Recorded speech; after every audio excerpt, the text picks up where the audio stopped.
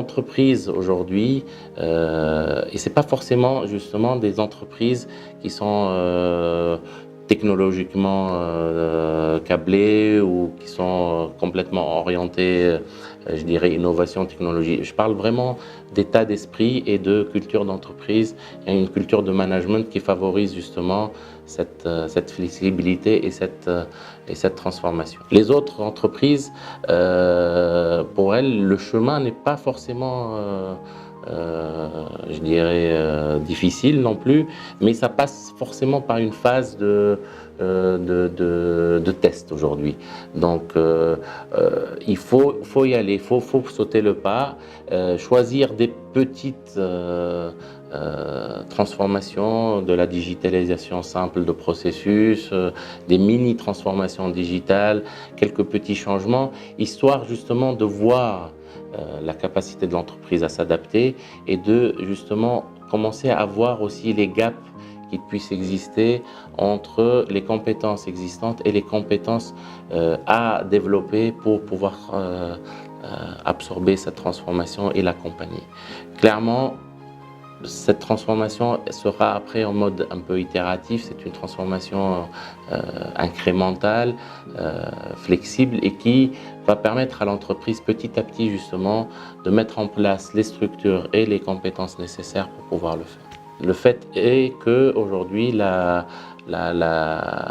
clients justement finaux de nos clients ont changé leur façon de consommer, leur façon d'interagir avec la technologie, etc.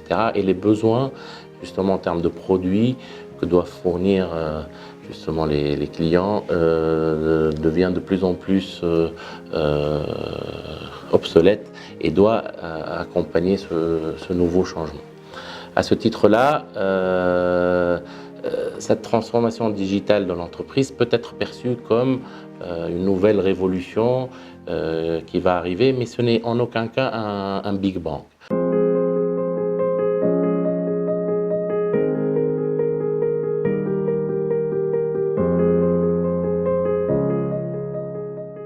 On ne peut plus travailler en silo, on ne peut plus fonctionner de manière avec des barrières au sein de l'entreprise. Il faut absolument aujourd'hui travailler en étoile, en mode éclaté, pour pouvoir d'abord profiter de l'ensemble des énergies qui s'expriment au sein des organisations et aller beaucoup plus vite dans la création de valeur pour les clients.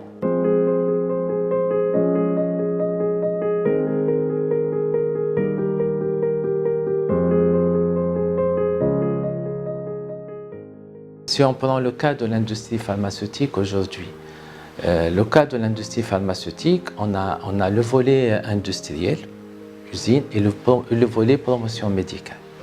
Si on regarde le volet industriel, on va de plus en plus vers une culture d'industrie un peu 4.0, robotisation, des interfaces de plus en plus sophistiquées en traitement de l'information entre l'homme et l'appareil. Donc, et on se trouve amené à former des ingénieurs, des conducteurs ingénieurs experts techniques qui n'ont pas de compétences dans le domaine informatique. Donc on est obligé d'aller les former dans les maisons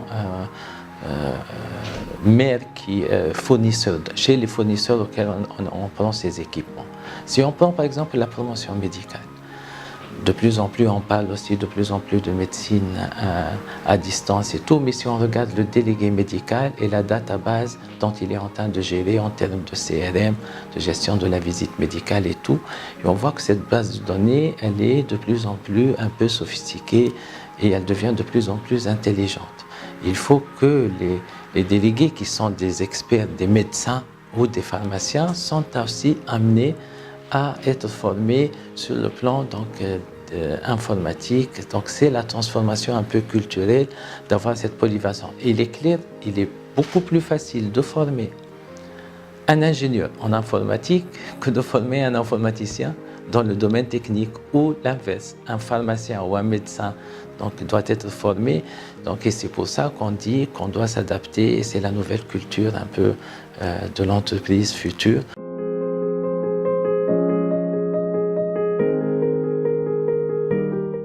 Au niveau des innovations, il faut aussi, quand on est chef d'entreprise, à un moment donné, réfléchir au-delà des barrières de nos propres entreprises et réfléchir plutôt en tant qu'industrie pour être plus forts tous ensemble, en tant que secteur d'activité.